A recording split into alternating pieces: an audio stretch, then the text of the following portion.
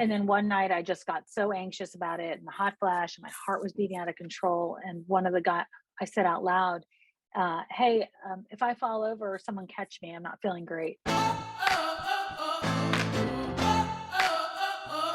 Welcome to Beep I Wish I Knew in My 20s. Today's guest, Emmy award-winning TV anchor, author, and midlife enthusiast, Tamsen Fadal. This is breaking news from Pix 11. FDNY confirming now this is a helicopter that crash landed. There's a lot of blame going around. This is an exciting night. You can feel the electricity. But my favorite title to describe you, Tamsen, is Woman Who Supports Other Women.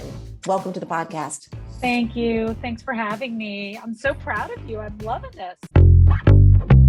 Tamsen and I work together at Pix 11, and really, I learned so much from you just from watching you, your professionalism, just your creativity.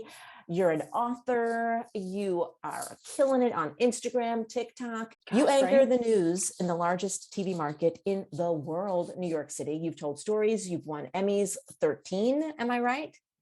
Yeah, 13. What lessons have you learned in your journalism career that could really apply to women in their 20s, regardless of what career they're in? Yeah, it's so funny. I always think about that. I always think like, wow, what was I like back then? And I think I was always so nervous about being, like, what's next? What am I going to do next? Where am I going to go next? That I want to teach people or tell people to embrace like that moment that they're in right now. And I always call it like living your someday today. Do it now. This is where you have the freedom and the time. And I kind of wish I had enjoyed some of those experiences, right, that I'd had back then. Because if I go back and look at them, I'm like, that was pretty amazing. Like that was a really cool time. And I think every once in a while we get so caught up in trying to be successful and shoulda of what we should be doing that oftentimes we do. And we do it at this age too, right? But I just think that it really applies to back then. And every once in a while I look back and I go, oh, I should have grasped that and just learned everything, taken everything out of it and move forward with it. I remember being so mean to myself in my 20s that I wasn't skinny enough or pretty enough or successful enough. That whole thing is crazy. And you're right. Someone told me once, don't should all over yourself. And I thought that was so good because we should be more successful, but really all you have is this moment. I think I would have appreciated things more. Yeah, I agree with you. And I was, I have that inner critic thought even now, but I wish I had learned to get rid of it back then and just listen to the voice that's telling you the right thing. And it's funny, my stepmom said to me one day, like, anything that comes out of your mouth is going back into your ears. So watch what you say about yourself or what you say about other people. And I thought, what does that mean? But it's true. And I've noticed that as I've gotten older too, that I'm trying to be really careful of what I let in, and what comes out at the same time. But you're right. I spent a long time with that too. I should have my hair should be different. This should be different. That should be different. And I think, I came up at a time in news, and I think you did too. You're younger than I am, but came up at a time where they wanted very specific things to be in front of the camera, so I didn't have, long straight hair. I'm Lebanese. I had frizzy hair. Like they said to me, be more like the girl next door. I go, I don't even know what that means. Like, where do you live? I don't know. There's a different girl. Isn't that crazy? I had somebody tell me change my name. So I feel like, if you are struggling with anything at that time in the 20s, which is a very vulnerable time, even though I think a lot of 20-year-old people in their 20s now seem a lot more mature than I felt like I was back then. But just be grateful of who you are and just know you are unique and you have something really unique to give to this world. And I wish I'd learned that earlier. I really do. I know I've beaten myself up way too many times and I'm through with it. I'm still working on it. If anybody says they have the answers, they absolutely are the ones that do not. Nobody has the answers, but I think that's another thing you learn, right? You learn that you're constantly evolving and transitioning into this next iteration of who you're going to be. Many of my clients, because I coach TV reporters, one thing that we talk about is, oh my gosh, what about if I leave this career? Will my life be over? And you can have so many careers, and sometimes you can have them all at the same time. Because I always think about you and all of the books that you've written. How many books have you written now? I've written 3 and I'm working on my next one right now. Yeah. I love it. I have the new single right over here. Oh, by the way. thank I do. You. You're so sweet. Where is that? I remember I remember buying it because I was like, you really need to support your friends. And I didn't even think about that before until I started writing something. I'm like, no, you have to buy all of your friends' books. If your friend is writing a book, you buy it. And that's it. I have shelves of my friends' books. I think when you become an author, you're like, wait a minute, you have a whole different, have a whole different respect for people that sit down and do that, because it can be a long process. And this one's been, this next one I'm doing it's been tough for me because I started it before the pandemic, and it's about middle age and transition and figuring out what's next and being really honest with yourself about where you've come. And so it's personal, and it's got a lot of different people's stories in it. So it's been a tough one for me. So I do have such an appreciation when you finally, it gets published and you pick it up and you have something to read. So it's nice. I can imagine the first one is probably a little tough. It's a whole new venture. Yeah, my first one was co-authored with my now ex-husband, but I remember talking to somebody. I remember saying we were working in like the dating space at that point, and I remember saying, "What is the number one question?" Like all these people keep asking the same question. The women were asking like, "Why isn't he called? Why isn't he called?" And I said, "That should be a book." And then I went, "Oh my gosh, that should be a book!" Like that, women are asking that question, and that was where the first one started. And then the second one was kind of the same way because they wanted a sequel to it. But the new single came about because I had, which I didn't think I wanted to write ever, but I had gone through a very, I think you were here during that time, really public divorce in New York, and it was embarrassing and written up about, and it was In the New one York of those things Post. in the New York Post. Yeah. And it was one of those things that you didn't want to bring attention to, but it was there, it was already out there. And I thought, wow, this is the first time in my life like I tried to be so perfect in this career and perfect in my life and make sure everything was perfect. And then I just hit a big, I just smashed into a mountain. And I thought, well, if I'm not honest about this at this point, then that's just awful. I ask people all day long to share their stories with me, and I'm not going to share my truth. And so that's really what made me do that and be okay with that. And yeah, so it felt really good afterward, because it really wasn't a book like how to go out there and date again. It was really a book of like how I found myself again and how I felt like I could kind of love myself again. Because I had a lot of those, inner voices in there saying like, oh my God, you failed at your marriage. This is terrible. It's going to ruin things. I was scared it was going to ruin my career. And, little did I know that being honest with that made me a different person. It gave me so much more confidence than I had before that going into it. Do you remember there a moment being like, I think I need to actually share this tough moment? I think, it took a while after I got divorced to do that. I really think it was because of the fact that we had spent a long time like in that dating space and our relationship didn't work out. I mean, what better headlines are that? Like matchmaking couple, gets divorced or whatever it was called. And I remember just wanting to hide, like, people would say, like, oh, I saw that in the paper, I'm sorry. But just bringing it up at all just kept, it's just like that awful thing. Because as a news person, you're not trying to make the news. That's not what you're trying to do. You're trying to report the news or share someone else's story. And I guess, I remembered having a conversation about it with a couple of different people that were kind of going through the same thing. And I said, oh, here's what I'm doing. I spent like a lot of time by myself. I spent a lot of time just mindfulness. I don't even know if it was a word then, but spend a lot of time like thinking and focusing. And I was in yoga a ton. I went to therapy, and I was pretty honest about that even early on, because it was just one of those things where you just, I don't know, you just didn't say out loud then, right?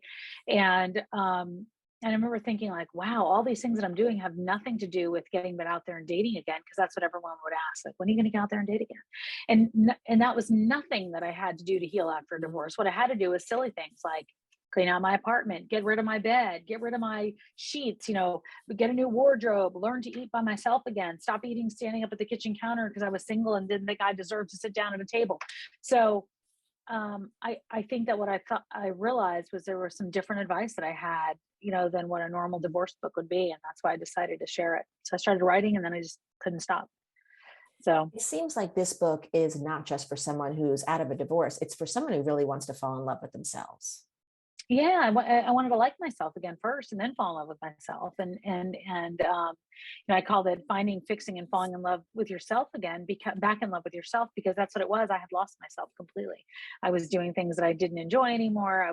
Uh, I was lonely with someone, and that's the worst thing to be. And that was my dad's advice. He said, he'd rather be lonely alone than lonely with someone.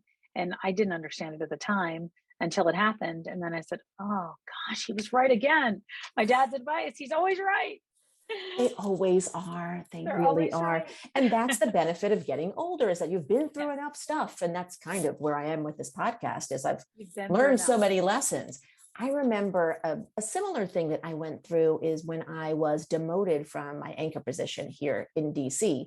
And it was shameful to me. But really, we think other people are looking at us, but they're kind of busy with their own lives. But I thought, oh, this terrible, shameful thing that somebody doesn't think that I'm worthy. Well, that's not true. And people break up, and people get demoted, and people leave jobs. But I remember I also went through therapy, and one bit of advice I got is, when you're dealing with something shameful, you have to tell 25 people. And then it won't have that hold on you. And I remember going, I'll do whatever I have to do to get out of this funk. So good.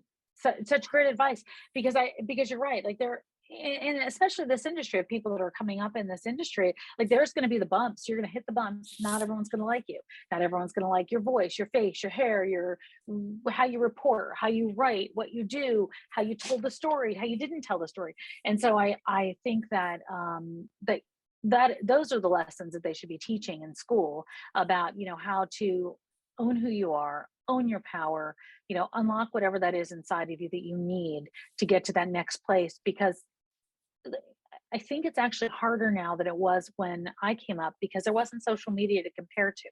I had nothing to compare except myself and maybe the people that were around me, but I didn't have like a quadrillion people I didn't know that I was comparing myself to, right?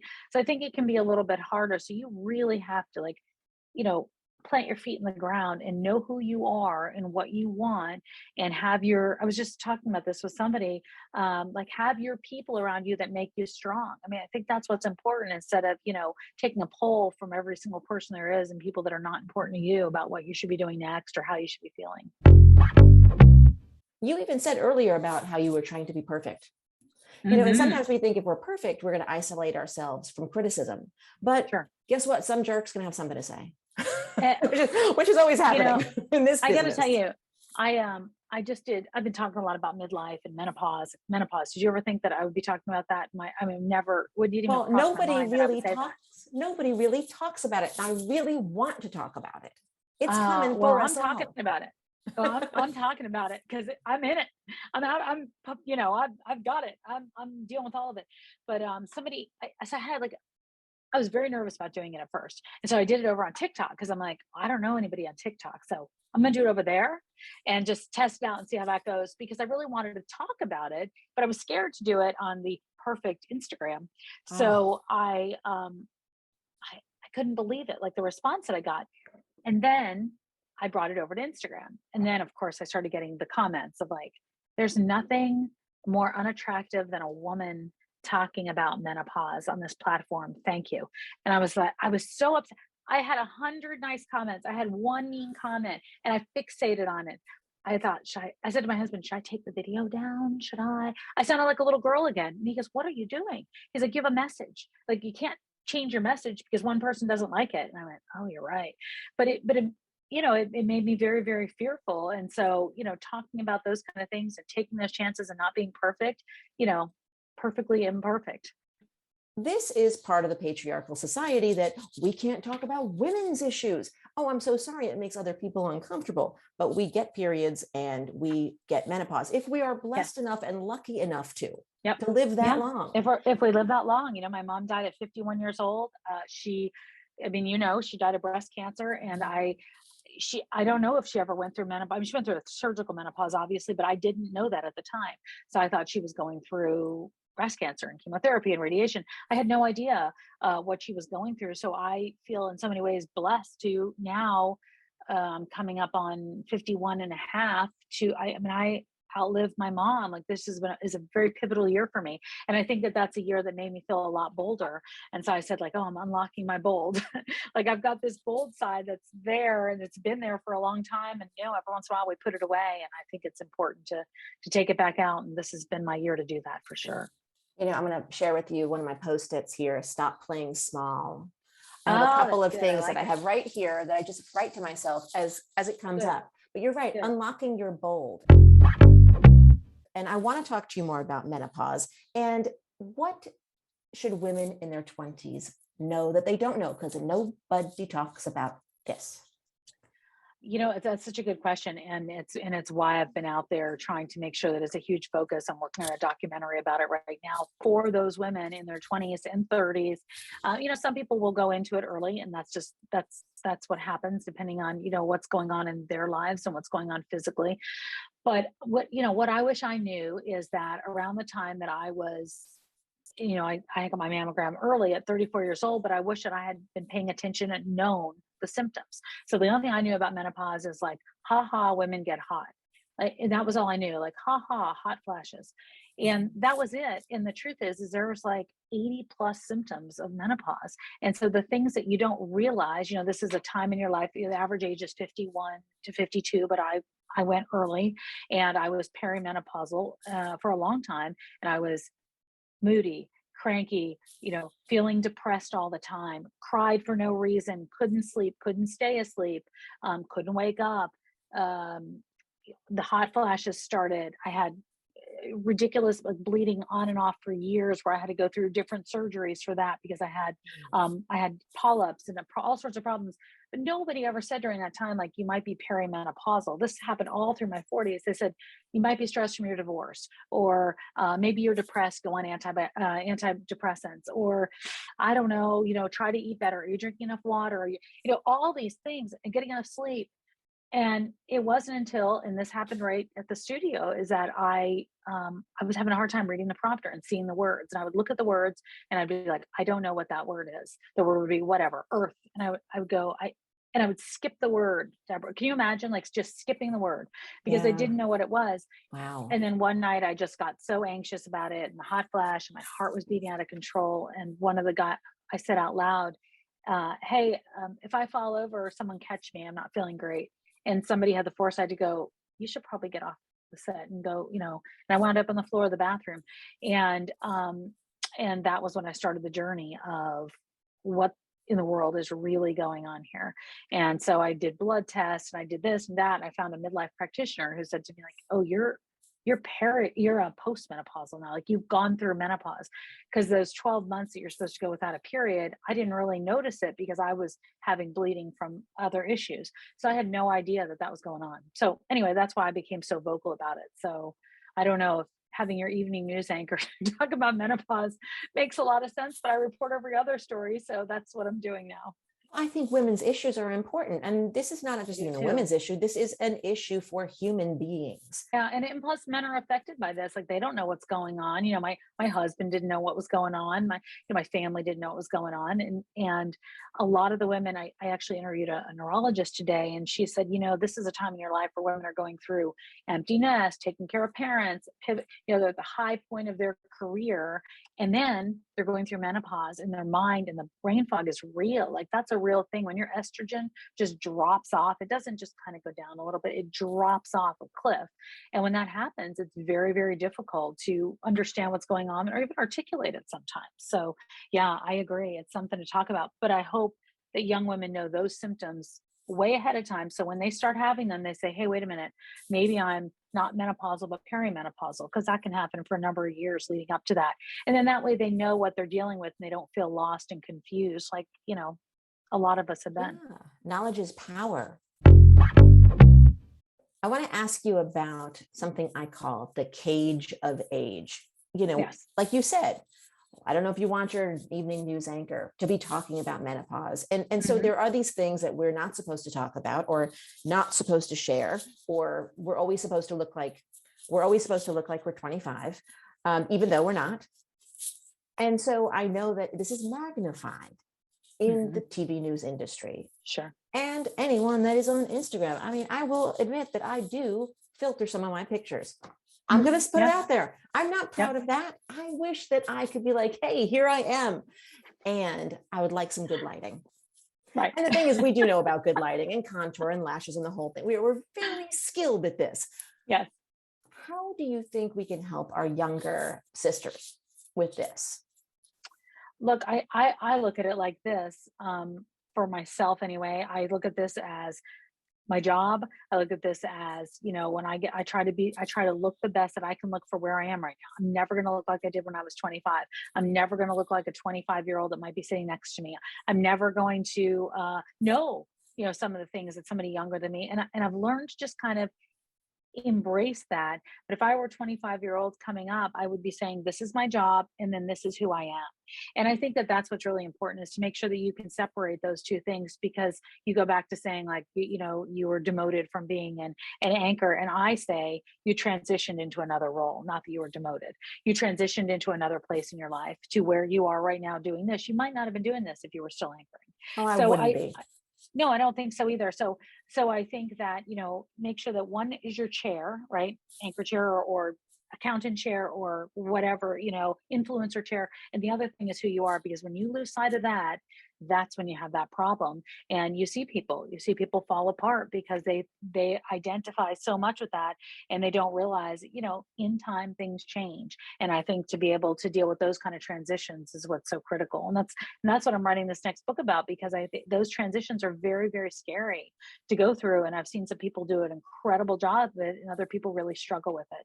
And so this kind of bridges those together. It's going to be really helpful for so many people, because a lot of people will stay where they are because of the unknown, the fear of the unknown. Sure. Can I do that? That is something for Sure. other people, not me. And we say these things. And I know, to be honest, I was pretty happy after a while, after I got through the shame, when I got out of that last job, because it was a job that I had outgrown. And if you're not growing, you're dying a little bit. Well, yeah, you feel that in your soul. Like if you're on autopilot, it's done. If you're in a place where there's not a challenge anymore, and I don't question whether or not the next step is scary. I'm very aware of it. I'm 51 years old. I thought I was only going to be on the air. Somebody told me when I was in my early 30s, like, just know, you're not going to be on the air past your mid 40s. And I went, what?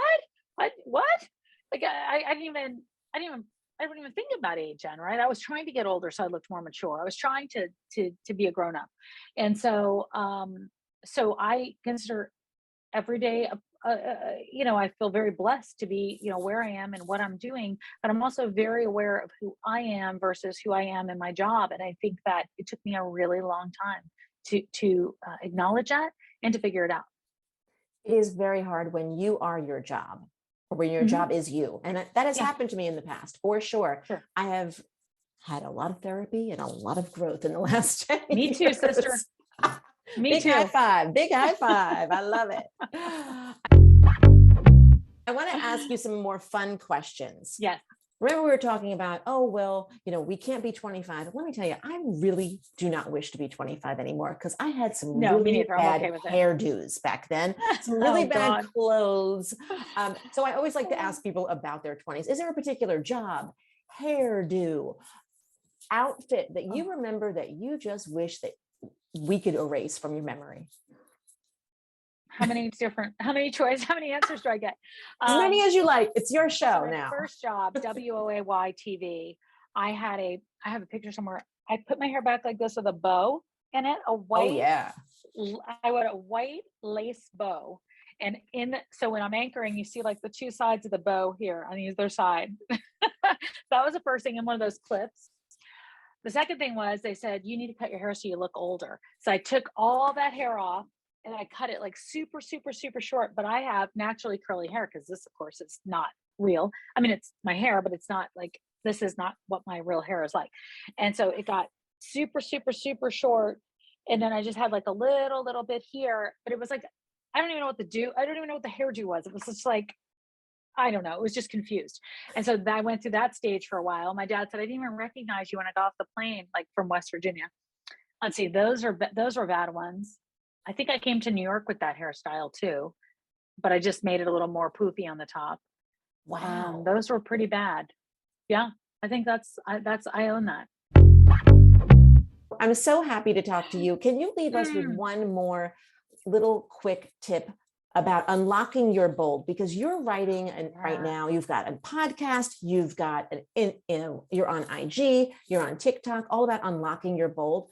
But I wish that I was a little bolder in my 20s. What kind of advice can you give us for people in their 20s? Gosh. I mean, this is the time to not be afraid. This is a time to say yes. And this is a time to take those chances. Look, I think any time is, but I think especially in your 20s, I think, you jump and see what happens, because I think this is an exciting time. And there's such a world of opportunity out there that, maybe wasn't around when we were there. And I think this is a time that, you could do anything, and you don't have to just pigeonhole yourself into one space. And I think that's really important. I could talk to you all day. I miss you. I really miss you too. It is so important. Another thing for you people in your 20s, let me tell you, it is important to have a great squad of women who lift you up and also keep you up in your game, right? Because I look to you and all the things you're doing, I'm like, I can do that too. But if I don't have anyone around me who's doing the things that you're doing, then I'm kind of down here. Well, you are doing it, because I'm watching. I appreciate you, and I'm so proud of you. Mwah. Make sure you hit subscribe if you haven't already. Tell a friend, leave a review. It helps more than you know. You can also watch this interview on YouTube.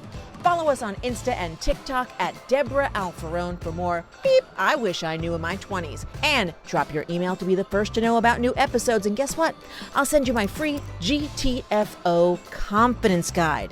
Just drop your email at pages.debraalfarone.com. Thanks for listening. We'll see you next time.